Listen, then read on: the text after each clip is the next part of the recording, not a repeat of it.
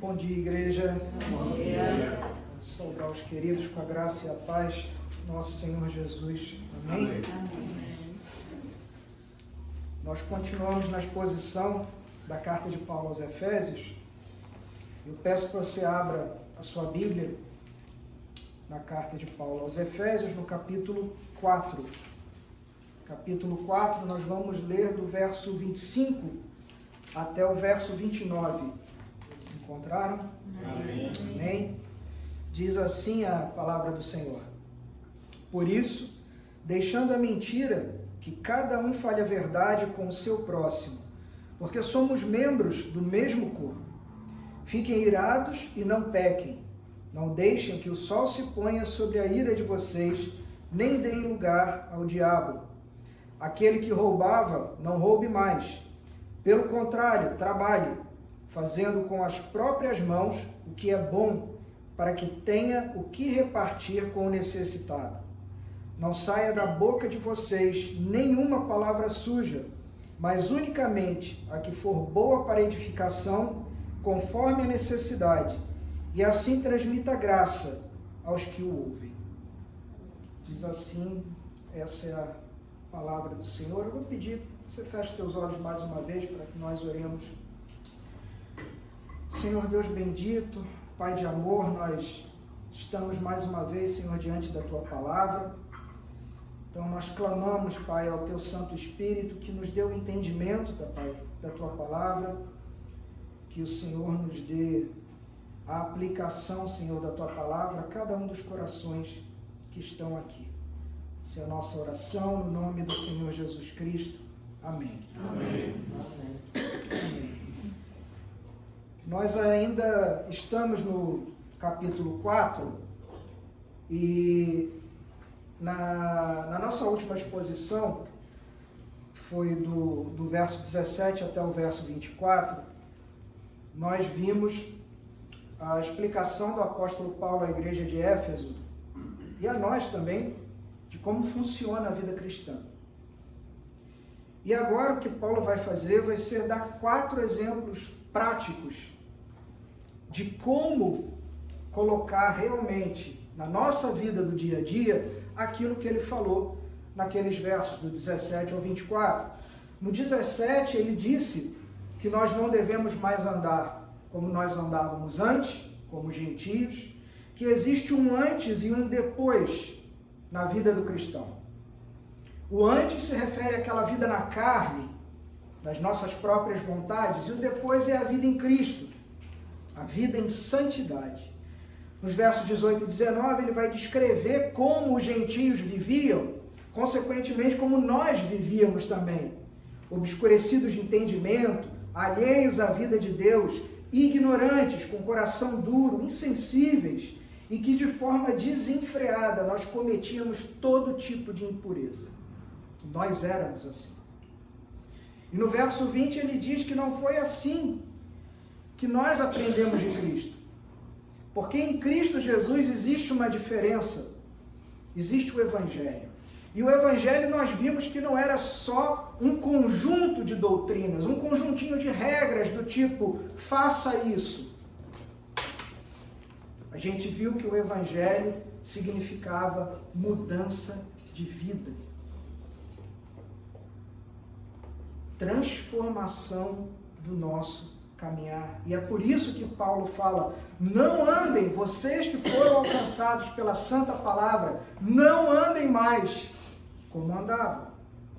E nos versos 22, 23 e 24, Paulo faz aquela explicação da mecânica da vida cristã, usando aquela figura que todo mundo conhece bem, que é o trocar de roupa. Então, diariamente, a gente precisa deixar de lado a velha natureza, a natureza do pecado que ainda habita em nós, nos deixar renovar no espírito do nosso entendimento e nos revestir da nova natureza, que é Cristo. E é importante que a gente faça o processo completo, porque a gente pode cair no erro de ficar só no não. Não faça isso, não faça isso, não faça aquilo. E se nós cairmos para esse lado, nós nos tornamos moralistas, religiosos. Então, não é possível ficar só no não. A gente precisa dizer sim para Deus todos os dias. Mas também a gente não pode ficar só no sim. A gente não pode transformar Cristo em Papai Noel e ser aquela coisa de paz e amor. Porque se a gente vai para esse lado somente, a gente cai naquilo que nós chamamos de antinomianismo, que é aquela versão do cristianismo que não existe nem regra e nem lei. Depois o Paulo vai, do 25 ao 29 que nós lemos agora, nos dá os 4 exemplos de como a gente diz não para o pecado e diz sim para Deus. Essa é a nossa exposição de hoje. E nós vamos chamar esses 4 de contrastes. Porque Paulo vai sempre fazer um contraste de não fazer algo e passar a fazer alguma outra coisa. Isso tem muito a ver com a nossa vida diária. Não há como ser mais prático do que o apóstolo Paulo foi nesses versos. Ele ainda vai fazer, você pode se questionar por que eu parei no verso 29, do verso 30 até o capítulo 5, verso 2, o apóstolo Paulo vai fazer uma outra aplicação prática, mas dessa vez com relação a Deus. E depois, do verso 3 até o verso 17, o apóstolo Paulo vai fazer mais 4 aplicações práticas. Não é à toa que do 4 ao 6 em Efésios a gente viu que a gente está lidando com a parte prática da carta. E aí nós vamos entrar depois disso nos exemplos do lar cristão, pais e filhos, marido e mulher, os servos e os senhores, e chegar finalmente à armadura de Deus, que é talvez o trecho mais conhecido que todos nós citamos em Efésios. Mas agora a gente para no 29 exatamente por conta disso, porque Paulo vai dar esses 4 exemplos práticos. Antes da gente chegar nessa exposição, eu preciso fazer alguns pontos com vocês, para que a gente esteja preparado para essa exposição. O primeiro ponto é, o apóstolo Paulo não está inventando uma nova ética cristã. Por que eu falo isso? Porque tudo que ele fala aqui está no Antigo Testamento. Nada é novo. Não há novidade. Paulo está tomando a lei de Deus, o Antigo Testamento, está dando interpretação e aplicação a essa lei à luz de Cristo. E por que isso é tão importante? Porque nós temos muitas pessoas, inclusive muitos cristãos, que creem que a gente não precisa mais observar a lei. A lei é algo que está lá no Antigo Testamento, principalmente quando a gente faz uma leitura descuidada, dizendo que a lei morreu. Não é verdade? Cristo veio cumprir a lei, então não precisamos mais da lei. A questão que você pode levantar é, o que esse pessoal fala? Esse pessoal fala o seguinte, você precisa amar a Deus e amar ao próximo. Pronto. Você não precisa dos 10 mandamentos, da lei, você não precisa disso. Tá, mas como que a gente ama a Deus? Bom, a gente ama a Deus pegando os mandamentos de 1 a 5. Não terás outros deuses além de mim, não farás imagem de escultura, não te prostrarás diante dessas imagens, não tomarás o nome do Senhor em vão, nos lembraremos do sábado para santificá-lo e honraremos pai e mãe, a fim de que tenhamos vida longa sobre a terra que o Senhor nos dá. É assim que se ama a Deus. E como que se ama ao próximo? Mandamentos do 6 ao 10, né? Você não vai matar o seu próximo, você não vai adulterar com a mulher do próximo, você não vai furtar o seu próximo, você não vai dar falso testemunho a respeito do teu próximo e você não vai cobiçar nem a casa, nem o boi, nem nada que o teu próximo tenha. A gente viu isso no curso de discipulado e batismo. Jesus não chegou no Novo Testamento para dizer: ame a Deus sobre todas as coisas e o próximo como a ti mesmo, porque ele redefiniu a lei, porque ele jogou fora. Ele simplesmente está lembrando a nós que dos mandamentos do 1º ao 5º são mandamentos onde Deus é o foco. E do 6 ao 10 são os mandamentos onde o meu próximo é o foco. No fim, a gente sempre vai voltar aos 10 mandamentos. Essa é a parte da lei que a gente chama de lei moral. É a lei que não caiu. A lei que não existe mais é a lei cerimonial. Nós não matamos mais animais várias vezes ao dia, nós não precisamos de um sumo sacerdote em específico, porque o Senhor é o nosso sumo sacerdote.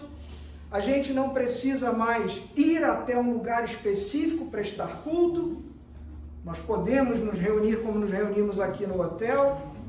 Não temos mais um dia que nos obrigue a fazer o nosso culto naquele dia. Cultuamos no domingo por uma questão de reconhecimento de ser o dia da ressurreição do nosso Senhor.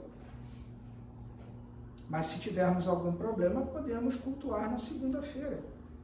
Nada nos impede.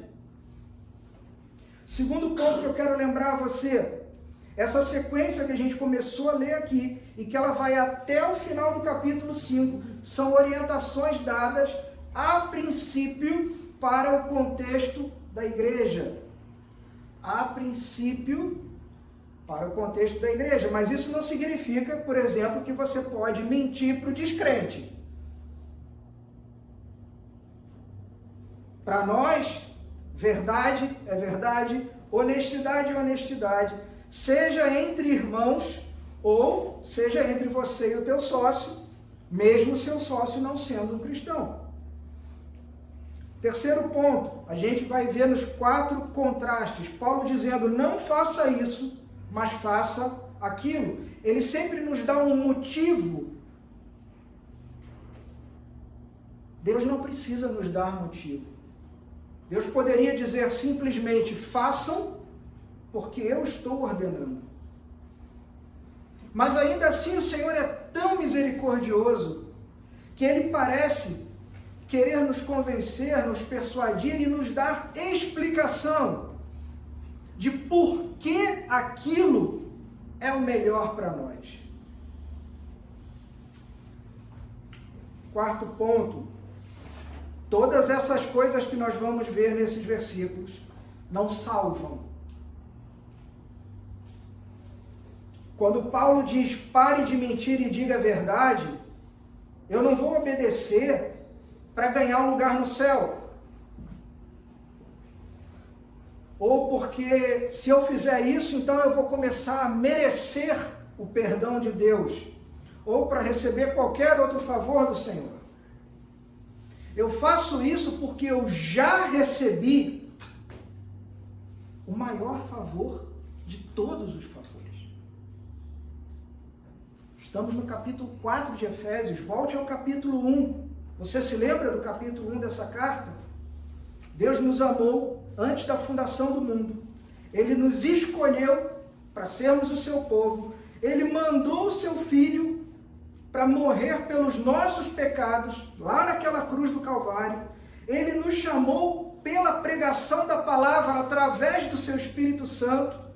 E Ele nos fez parte da sua família. Ele já fez.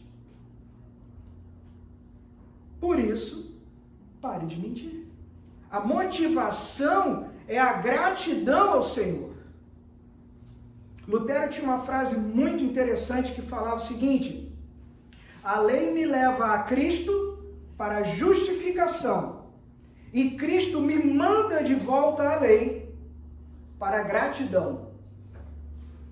Existe uma versão mais moderna dizendo que a lei nos leva a Cristo para sermos justificados e Cristo nos leva de volta à lei para sermos santificados. o nosso processo de santificação todo dia. Tirando a velha natureza, nos revestindo, tomando um banho e nos vestindo de Cristo. E como que isso funciona? A lei vai dizer o quê? Todo mentiroso vai para o inferno. Simples assim. Eu olho para a minha vida e vejo que eu sou um mentiroso. Desde criança eu minto. Não tem nenhum homem que não seja mentiroso. A Bíblia fala isso. Bom, então o que eu faço?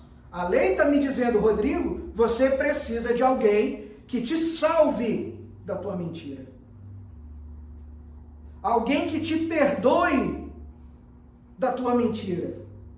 Então a lei me empurra para a cruz. Eu vejo o Senhor Jesus na cruz morrendo pela minha mentira. Eu creio nele, eu sou perdoado, eu me aproximo dele e digo, Senhor, o Senhor perdoou a minha mentira. De que maneira eu posso te agradecer, Senhor? E a resposta do Senhor Jesus é, vá e não minta mais. Reconhece essa frase? Vá e não faça mais. É assim que funciona a vida cristã. Você diz não para a mentira e você tem que dizer sim para a verdade. Por causa de tudo aquilo que Cristo já fez naquela cruz por mim e por você. Agora nós estamos prontos para entrar no verso 25, que é o primeiro contraste que o apóstolo Paulo faz. Verso 25 diz assim, eu estou lendo na NAA, na Nova Almeida Atualizada. Por isso, deixando a mentira, que cada um fale a verdade com o seu próximo, porque somos membros do mesmo corpo. Existem diversas maneiras de nós mentirmos, querido. Eu tenho certeza que você sabe disso. Eu posso falsear a verdade, eu posso dizer a verdade em parte,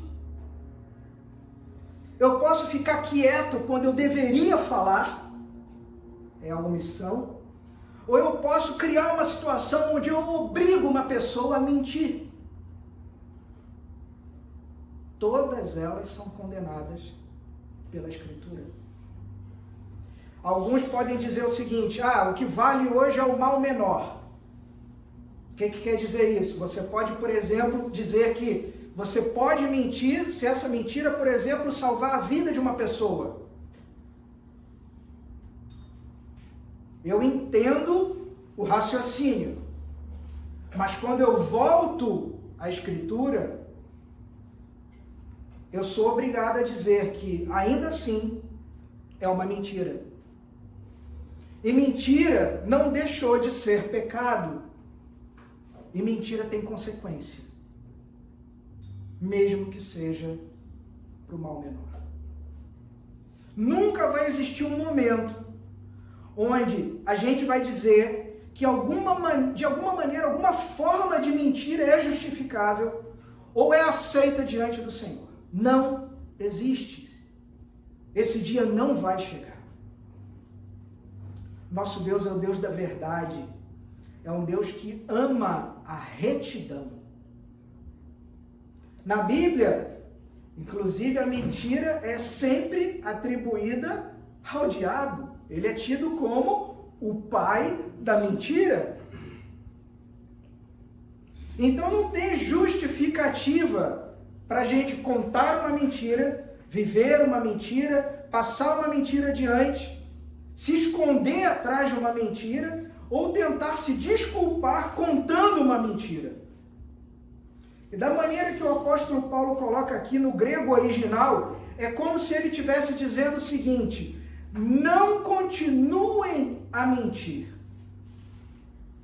É o imperativo negativo de uma forma verbal que quer dizer para a gente interromper a continuidade de alguma coisa. Aqueles cristãos em Éfeso, eles eram pagãos. E na cultura pagã, lá no primeiro século, a mentira era extremamente aceita. Nós já vimos isso na nossa última exposição. E a gente pode também fazer um paralelo com o nosso país. Porque o Brasil é conhecido pelo jeitinho. E nós não devemos nos orgulhar disso. Muito parecido com essa cultura pagã do século I. Mas o apóstolo fala que não basta parar de mentir. Lembra o processo? Não para o pecado, sim para Deus. Ele diz aqui então que cada um fale a verdade. Ele individualiza, inclusive. Talvez, querido, parar de mentir não seja tão difícil assim. O problema para nós é que nós não gostamos de falar a verdade. Por que isso? Porque muitas vezes a verdade vai significar um confronto. E nós temos medo do confronto. Isso faz parte da nossa cultura. Mas a Bíblia diz que nós temos que falar a verdade.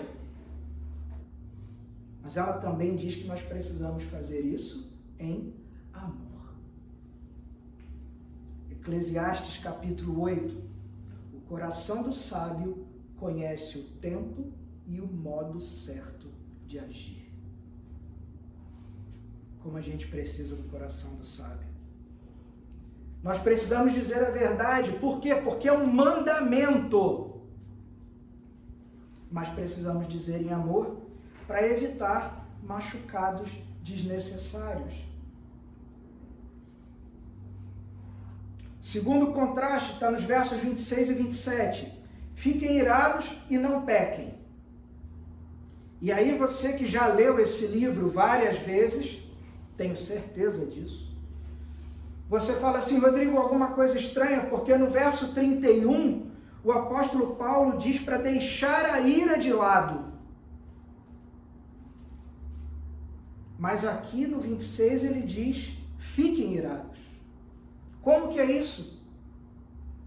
Bom, são dois tipos diferentes de ira. A ira que Paulo está recomendando aqui no verso 26 é aquela que está fazendo contraste com o pecado e ela é a justa indignação pela afronta feita às coisas do Senhor. Tipo, abertura da Olimpíada. Quando eu vejo o nome de Cristo sendo blasfemado, quando uma pessoa está sendo injustiçada, quando a verdade está sendo sonegada, quando a corrupção domina o meu país, nós precisamos hoje de mais gente irada pelo motivo correto.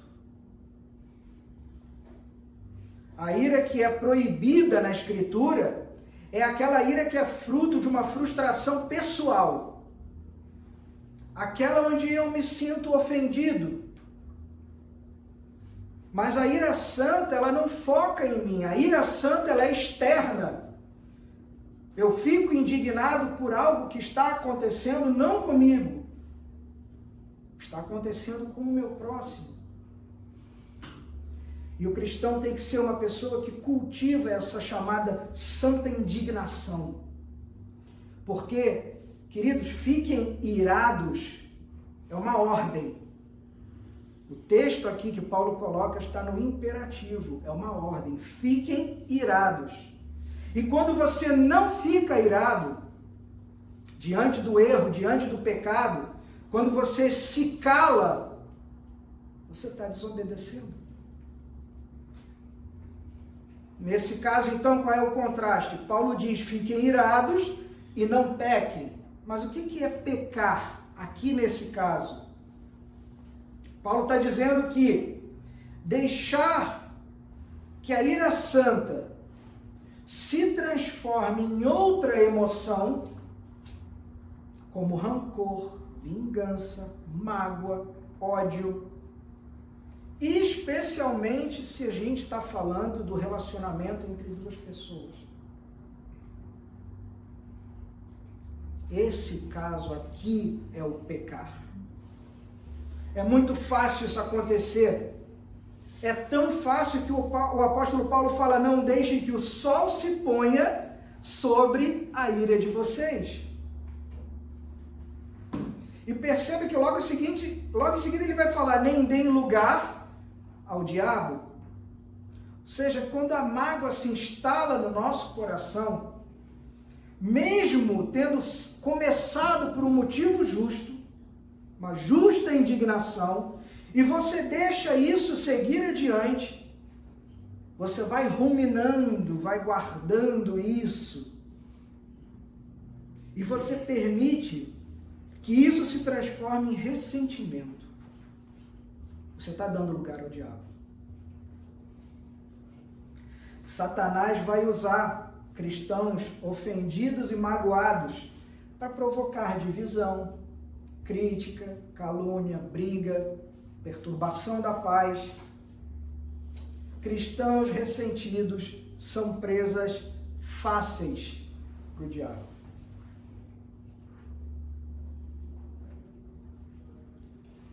A gente precisa se lembrar que o fruto do Espírito é domínio próprio. Você precisa resolver o assunto, sim, com confronto. Nós estudamos isso quando estudamos perdão, passamos o ano inteiro estudando sobre o perdão. Você precisa resolver com confronto, com perdão, com reconciliação, se isso for possível, com conversa, com oração conjunta. Mas precisa resolver. Terceiro contraste está no verso 28. Aquele que roubava, não roube mais. Pelo contrário, trabalhe, fazendo com as próprias mãos o que é bom, para que tenha o que repartir com o necessitado.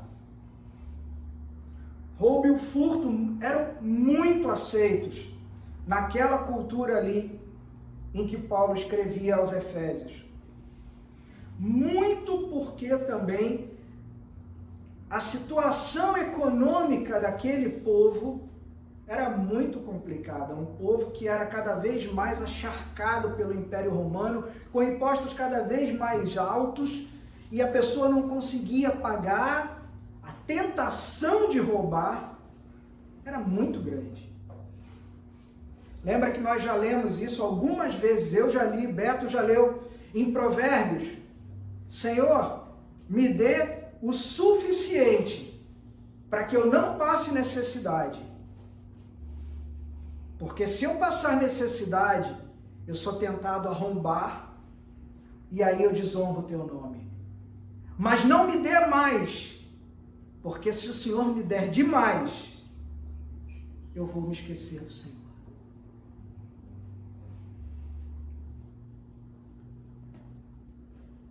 Aquele que furtava, não furte mais.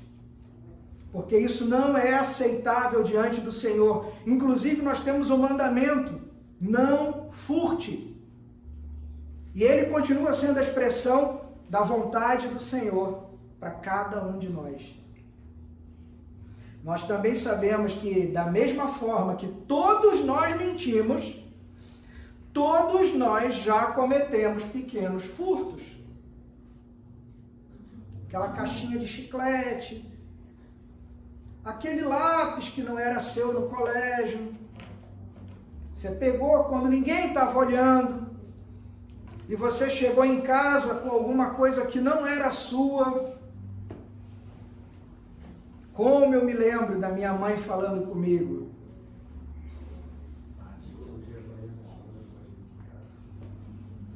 mas não basta parar de ser ladrão. Paulo diz que a gente precisa trabalhar. Trabalhe fazendo com as próprias mãos o que é bom, para que tenha o que repartir com o necessitado. Querido, olha a motivação para o trabalho.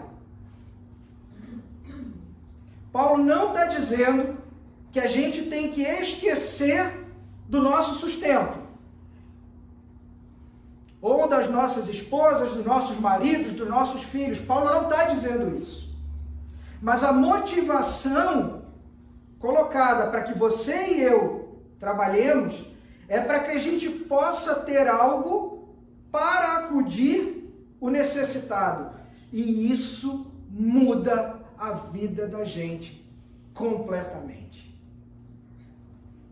Já falei mais de uma vez nesse púlpito, eu não sei para onde você acha que vai, mas para onde eu tenho certeza que eu vou, eu não posso levar nada.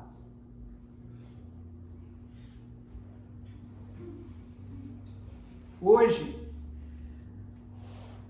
na nossa sociedade, na nossa cultura, a gente quer estudar, e aí a gente quer ter um bom diploma, queremos ter uma boa profissão, de preferência aquelas profissões que pagam bastante, porque o nosso alvo é ter uma boa casa própria, nosso alvo é ter um carro, nosso alvo é ter uma boa aposentadoria. Mas será que essa é a motivação que Deus nos dá para trabalhar? Em todos os lugares na Escritura Sagrada, sempre a motivação de Gênesis até Apocalipse é que nós trabalhemos para termos com o que ajudar os outros. Essa é a chamada ética cristã do trabalho. Sempre voltada ao próximo. Nossa sociedade tem produzido jovens e pessoas egoístas, gente que só pensa nas suas carreiras, no seu bem-estar, ou quando vão procurar as suas carreiras, às vezes tem um chamado, uma vocação que arde no seu peito, e elas falam, não posso fazer isso. Por quê? Porque essa profissão é tão mal paga, é tão desconsiderada. E a pessoa fecha os ouvidos ao chamado, muitas vezes ao chamado de Deus, porque fala, não. Meu ponto aqui é o seguinte, o que importa é a sua motivação. Não é tanto o que você faz, mas por que você faz o que você faz. A Bíblia está repleta de exemplos.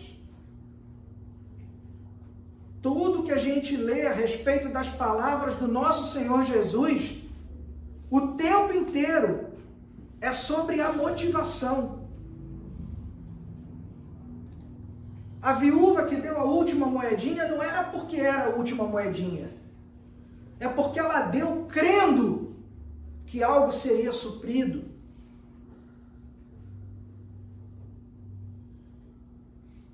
Quando o Senhor Jesus fala, olha, na hora que você vai fazer a tua oferta, se você lembrar que você tem algo contra o teu irmão, para! Volta, vai resolver primeiro com o teu irmão. E aí traz a tua oferta. E, inclusive, quando você trouxer a tua oferta, você para e pensa, por que eu estou ofertando? Porque se alguma resposta passar pela tua cabeça do tipo, porque me mandaram, porque o pastor XYZ falou que eu tinha que fazer, porque a Bíblia falou que eu tinha que fazer, querido, você leu a Bíblia errado. A única resposta que cabe a uma pergunta dessa é, porque eu fui abençoado por Deus. Porque Ele pagou a conta por mim, a conta que não tinha preço. Porque Ele me perdoou daquilo que não tinha perdão. Então agora eu fui transformado pelo Espírito Santo, eu tenho um novo coração, então agora eu posso ofertar. Porque eu recebi algo que não tinha preço. A gente está falando de motivação elevada, pensar nos outros, não pensar somente nas nossas necessidades, não é esquecer daquilo que nós precisamos, é não pensar somente em nós. E o último contraste que o apóstolo Paulo faz, está no verso 29. Não saia da boca de vocês nenhuma palavra suja, mas unicamente a que for boa para edificação, conforme a necessidade, e assim transmita graça aos que ouvem.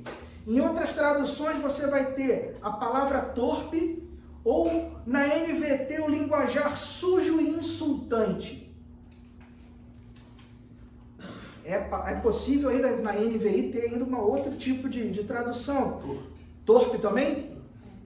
Mas a palavra suja, aqui no grego, a palavra torpe, significa podre, inútil. Era uma palavra usada geralmente para descrever uma fruta que apodreceu. E que dessa maneira perdia sua utilidade, não servia para mais nada. E geralmente, quando nós crentes estamos lendo essa passagem, a primeira coisa que vai vir à nossa mente é o palavrão, é o xingamento. E é verdade, mas o apóstolo vai além disso. O contraste é com a palavra que seja boa para edificação, de acordo com a necessidade do seu irmão. Bom, pode significar, por exemplo, que a gente não fale mal do nosso próximo, que a gente não passe adiante uma mentira, que a gente não faça piadas e brincadeiras muitas vezes desnecessárias. E observa o finalzinho do verso 29. E assim transmita graça aos que ouvem. Nós, evangélicos mais tradicionais, a gente fala muito da graça. A gente adora falar da graça. Porque nós somos salvos pela graça, pelo favor, pela misericórdia de Deus. Mas, querido, para e pensa de que forma a graça é transmitida. Ou de que forma a graça chegou até você. A salvação vem pelo ouvir e o ouvir a palavra de Deus. Ou seja, nós lemos no capítulo 1 de Efésios que nós somos convencidos pelo Espírito Santo mediante a pregação do Evangelho. Mas como que o Evangelho chega através de nós? Através da palavra dos irmãos. Você pode ser um instrumento da graça de Deus na vida de alguma pessoa. Olha o peso que isso tem. Imagina para uma pessoa que está cansada. Você pode oferecer uma palavra de conforto. Imagina aquela pessoa que está se sentindo culpada. Você pode oferecer uma palavra do perdão do Senhor. Uma pessoa que está em dúvida, aquela dúvida que paralisa e você tem que tomar uma decisão, mas você fica paralisado. Você pode trazer uma palavra de confiança do Senhor. Quantas palavras, quantos exemplos a gente poderia ficar trazendo aqui a respeito de como eu posso ser um instrumento da graça de Deus. Queridos, eu termino aqui dizendo que essas situações, elas são práticas, elas são bem reais e elas são muito comuns no nosso dia a dia. E Paulo escolheu esses contrastes porque ele conhecia muito bem a natureza humana. Se você for bem honesto, a gente pode nos reconhecer aqui, não pode? Eu me reconheço aqui. Mentira, desonestidade, mágoa, ressentimento, palavras sujas. Se nós estamos em Cristo, o Espírito Santo nos dá poder. Ele nos fortalece com poder para dizermos não para mentira, para mágoa, para o roubo, para a palavra suja e dizer sim para a verdade, para o trabalho, para a santa indignação e para aquela palavra que edifica o meu próximo. Amém? Amém. Fecha os teus olhos, vamos orar. Senhor Deus Todo-Poderoso, nós te agradecemos pela tua santa palavra, Pai. Clamamos, Pai, ao Teu Santo Espírito que nos dê o entendimento, que o Senhor nos dê a aplicação dessa palavra às nossas vidas.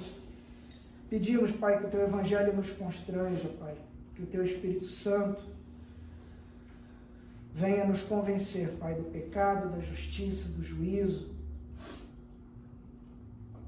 O Senhor talvez hoje esteja nos dando uma oportunidade de começar de novo, de confessarmos os nossos pecados ao Senhor e de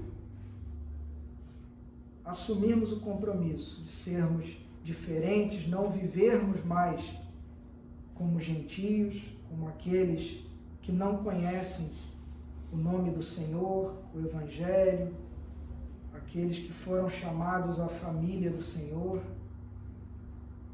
Como nós mencionamos, Pai, na semana da nossa última exposição, nós somos convidados à mesa farta do Pai.